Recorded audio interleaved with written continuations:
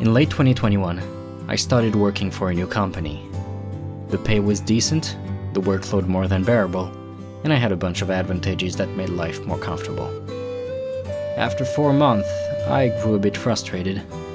There wasn't anything necessarily bad about it, I just felt like my life was slowing down while working for them. I wasn't learning a whole lot of new things, and all the time I spent there, I couldn't spend on things that felt more meaningful to me. At the beginning, even though I was aware of it, I wasn't planning on quitting. I just thought I had to keep doing it, like any other job. I sat down one day to really think about it. Is this the best way I could be using my time? Clearly no. I was feeling frustrated for several weeks for this exact reason. So, I quit my job a week later. For the month that followed, I focused on finishing my game and we incorporated our studio. I've lost roughly 75% of what was left in my bank account, but it was a risk I was ready to take. That was the cost of spending my time like I wanted to. And that was the first time I was discovering one of my principles. A belief so strong that you somehow know you'll always live by it. From that day forward, I've been making most of my decisions taking into account my time, as well as other people's time. Time and productivity are tricky subjects to talk about because it sounds like any other self-development, productivity guru videos that goes, "Don't you wish you were just like me? My facial features are perfect. I'm really jacked and this is my hot wife. I pay her $1,000 each time we film a video. We don't know each other, I don't even know her name. But if you follow these 5 easy steps, you too can have the same thing as me. Do it!" Even though some of the things they mention are relevant, they do so in a way that's often both shallow and weirdly patronizing. Time and productivity don't need to be a subject for everybody. In fact, I hope most people don't really care about that, but I do. And I'd say this video could be interesting for people who want to do projects but either never take the time to work on them or feel like they don't have the time to. Everybody's life is different. I'll be talking from my experience and I'll try to explain how my perception of time changed this past month as I've had to adapt to be able to launch my game on time. I'll talk about 3 major concepts that resonated with me: purpose, control, and commitment. But first of all, what does depth of time mean? I think the concept of depth only applies during long periods of time. It shows how much you've moved from a starting point to an end destination during a period of multiple months and most likely years. This end destination is what we'll call a goal. If you're still watching, it means there are things that you want to do and achieve in your life. Things that you know will not happen unless you work for it. And you've probably already encountered a very real obstacle: your own time. So, you have a goal that you want to achieve. This goal must be something really difficult, because if it's too achievable, it won't actually take that long. For me, it's a desire for freedom. I want to be able to live by my own principles without having to spend time doing things I don't want to do.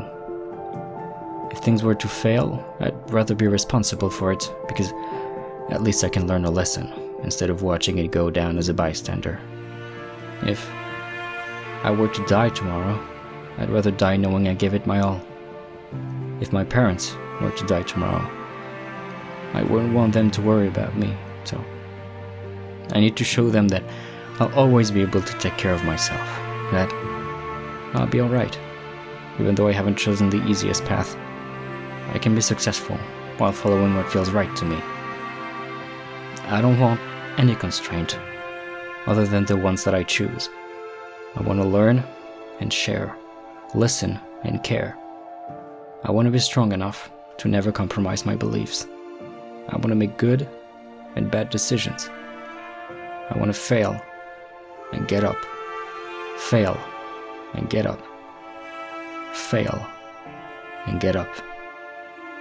Until I purposefully decide not to get up anymore, and that day, I hope I'll do so with a smile on my face.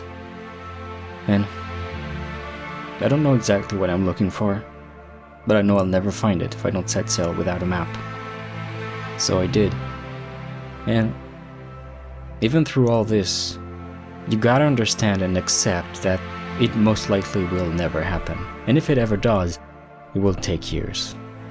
It would be foolish to think that hard work and resilience are enough to make dreams a reality. They're necessary, but hardly enough. At the scale of this journey, time is your most important resource, and the only one that really matters. The only one you constantly spend, and the one you'll never get back. You're going to spend that time no matter what, but the only way to reach that goal is to be conscious about how you spend it. That's what depth of time means to me. It doesn't mean crunch, it doesn't mean working all the time. It just means that if you don't consciously make the effort to think about it, years can go by without you even taking the first step. It means purpose and commitment. Spending time on the things you actually mean to spend time on. Raising your awareness on how you actually spend your time. What you do in a day. And the only conceivable way to do it is to work on it regularly. It has to be a routine. You can't work on it only when you feel like it. It's not a matter of motivation, because motivation only shows up in random, uncontrollable short bursts. And from that, you can imagine how difficult this becomes in the long run. Forcing yourself to work for months and years, in parallel with your full-time job and any other things you have to do. This has a high chance of destroying your will and changing your relationship with your project into something that you dread.